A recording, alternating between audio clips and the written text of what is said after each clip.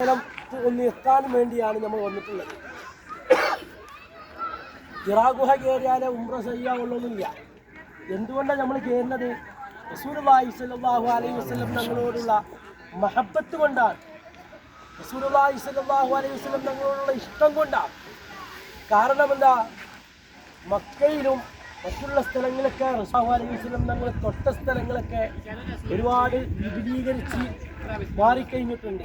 ഹിറാ ഗുഹ അന്ന് മുത്തുനബി അതേ ഗുഹയിലേക്കാണ് ഇന്ന് പോകുന്നത്.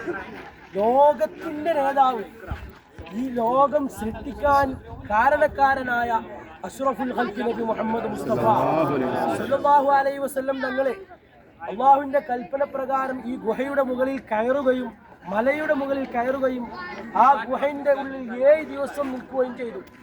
ഈ 7 ദിവസവും അവിടത്തേക്ക് ഭക്ഷണവുമായി ചെന്നിരുന്നത് അവിടുത്തെ ഭാര്യയായ ഖദീജത്തുൽ കുബ്ര റളിയല്ലാഹു അൻഹ. ആരാണ് ഖദീജത്തുൽ കുബ്ര റളിയല്ലാഹു അൻഹ? മുത്തുനബി തങ്ങൾക്ക് താങ്ങും തണലുമായിരുന്നു.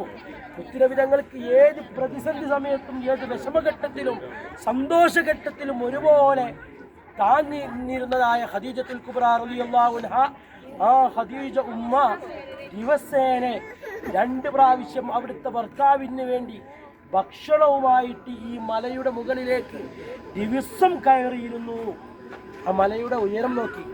റസൂലുള്ളാഹി സ്വല്ലല്ലാഹു അലൈഹി വസല്ലം തങ്ങൾ ഖദീജ ഉമ്മയെ കല്യാണം കഴിക്കുന്ന സമയത്ത് റസൂലുള്ളാഹിന്റെ വയസ്സ് എത്രയാണ്? 25. ഖദീജ ഉമ്മന്റെ വയസ്സ് എത്ര? 40. 15 വയസ്സിന്റെ വ്യത്യാസമുണ്ട്. റസൂലുള്ളാഹി സ്വല്ലല്ലാഹു അലൈഹി വസല്ലം തങ്ങൾക്ക് മുഅ്ജിസത്ത് കിട്ടുന്ന എത്ര വയസ്സിലാ? റസൂലായി പ്രഖ്യാപിക്കുന്ന എത്ര വയസ്സിലാ? 43. വേറെ മാറ്റണ്ട. 40. ഏതാണ്? 40-ാം വയസ്സിലാണ് റസൂലുള്ളാഹി സ്വല്ലല്ലാഹു അലൈഹി വസല്ലം തങ്ങളെ റസൂലാക്കി അല്ലാഹു സുബ്ഹാനഹു വ തആല അയക്കുന്നത്. ആ റസൂലാക്കി പ്രഖ്യാപിച്ച 40-ാമത്തെ വയസ്സിൽ റസൂലുള്ളാഹി സ്വല്ലല്ലാഹു അലൈഹി വസല്ലം തങ്ങൾക്ക് 40 വയസ്സുണ്ടെങ്കിൽ ഖദീജ ഉമ്മക്ക് 55 വയസ്സുണ്ട്. മുത്തുനബി തങ്ങൾക്ക് 7 മക്കളിൽ 6 മക്കളെയും പ്രസവിച്ചതായ ഖദീജ ഉമ്മ റളിയല്ലാഹു അൻഹ, ഫാത്തിമത്തു സുഹ്റ റളിയല്ലാഹു അൻഹയുടെ ഉമ്മ, ആ ഖദീജ ഉമ്മ ദിവസേന അവിടുത്തെ ഭർത്താവിന് വേണ്ടി ഭക്ഷണവുമായിട്ട് ചെന്നിരുന്നു. ഇപ്പൊ ഒന്നൊക്കെ നമ്മളെ എരിയിൽ പോയിട്ട് കുറച്ച് നേരം വെക്കിയിട്ട് ഭക്ഷണം ചോദിച്ചോ കാണാൻ പോയി അടുക്കളയിൽ പോയി തൊളിന്നൊക്കെ പറയില്ലേ.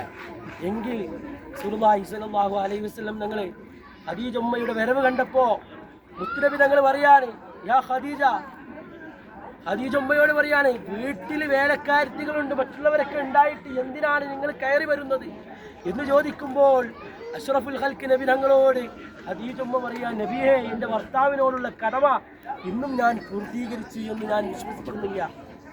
ഭർത്താവിനോടുള്ള കടമ തീർന്നിട്ടില്ല.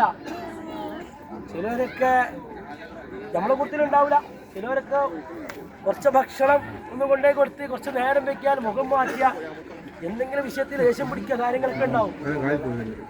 നമ്മളെ കൂട്ടത്തിലൊന്നും അങ്ങനെ ഉണ്ടാവില്ല. എന്നാലും അവർ റസൂലുള്ളാഹിന്റെ ഭാര്യയായ ഖദീജ ഉമ്മ പറയാ, എന്നിട്ടും ദിവസം 2 നേരം ആ മലയുടെ മുകളിൽ കയറി ഭർത്താവിന്റെ ഭക്ഷണം കൊടുത്തു എങ്കിൽ എത്രയാണ് അവിടുത്തെ ഭർത്താവിനോടുള്ള കടപ്പാടുള്ളത് എന്ന് നമ്മൾ മനസ്സിലാക്കണം.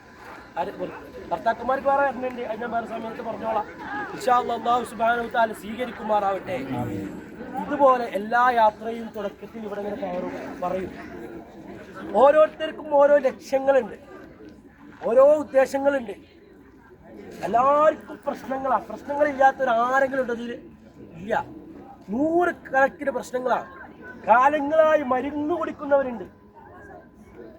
നമ്മളുടെ പ്രധാനപ്പെട്ട ഉദ്ദേശങ്ങൾ മനസ്സിൽ വെച്ച് ഈ പടി കയറിയാൽ ഇൻഷാ അല്ലാഹ്, ഇപ്പൊ ഇന്ന് കണ്ട ഇവിടുന്ന് സ്റ്റെപ്പ് അത് മുതൽ അതുവരെ സ്റ്റെപ്പാണ്. നല്ല സൗകര്യമാണ്. നമ്മൾ കുറച്ചാൾ പോയാൽ ഈ മലയുടെ രൂപം നമുക്ക് മനസ്സിലാകും.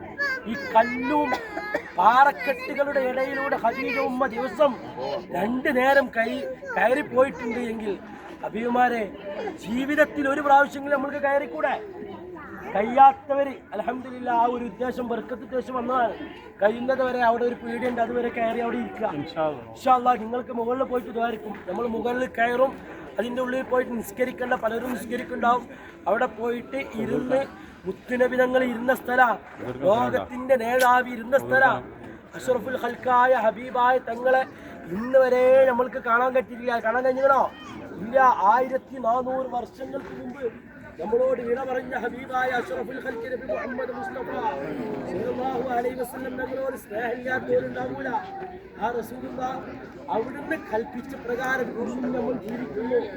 കാണാതെ ഒരാൾ കൽപ്പിച്ച ആ ഹബീബിനെ സ്നേഹിക്കുന്നുണ്ടെങ്കിൽ ലോകത്തിന്റെ ഏത് ഭാഗത്തുനിന്നും കാണാതെ ഒരു മനുഷ്യനെ സ്നേഹിക്കുന്നുണ്ടെങ്കിൽ അത് നബി മുഹമ്മദ് മുസ്തഫ സല്ലല്ലാഹു അലൈഹി വസല്ലം തങ്ങളെ മാത്രമാണ്.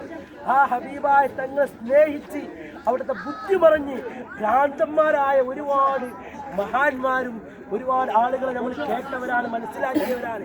ആ റസൂലുള്ളാഹിനോടുള്ള സ്നേഹത്തിന്റെ പേരിലാണ് നമ്മൾ ഇങ്ങോട്ട് എത്തിയിട്ടുള്ളത്. സ്നേഹല്ലേ നമ്മൾക്ക് മനസ്സിന്? സ്നേഹല്ലേ? ആ റസൂലുള്ളാഹി സ്വല്ലല്ലാഹു അലൈഹി വസല്ലം തങ്ങൾ അവിടത്തിലേക്ക് ഇൻഷാ അല്ലാഹ് നമ്മൾ മദീനയിലേക്ക് യാത്ര പോകും. ആ മദീനത്ത് ചെല്ലുമ്പോൾ മുത്തുനബി തങ്ങൾ നമ്മളെ പരിഗണിക്കണം. റസൂലുള്ളാഹി സ്വല്ലല്ലാഹു അലൈഹി വസല്ലം തങ്ങൾക്ക് നമ്മൾ അറിയണം.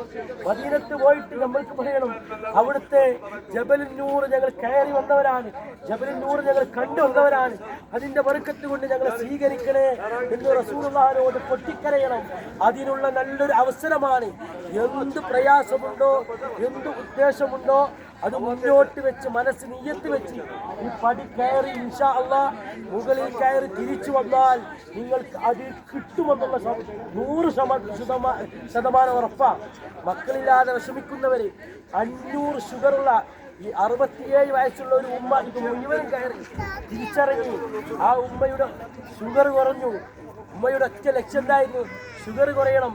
നമ്മൾക്ക് കടങ്ങളുണ്ട്, വീടുകൾ വേണം, വഴികൾ വേണം, മക്കളെ കെട്ടിക്കണം, 100 കണക്കിന് പ്രശ്നങ്ങൾ നമ്മൾക്കുണ്ട്. എല്ലാത്തിനും പരിഹാരം ഈ മല കയറലോടുകൂടി നമ്മൾക്ക് കിട്ടണം. അല്ലാഹു തൗഫീഖ് നൽകുമാറാവട്ടെ. മാത്രല്ല അതിലേറെ വലുത് മരിക്കുന്ന സമയത്ത് ഈമാൻ കിട്ടി മരിക്കണം, മുഅ്മിനായി മരിക്കണം.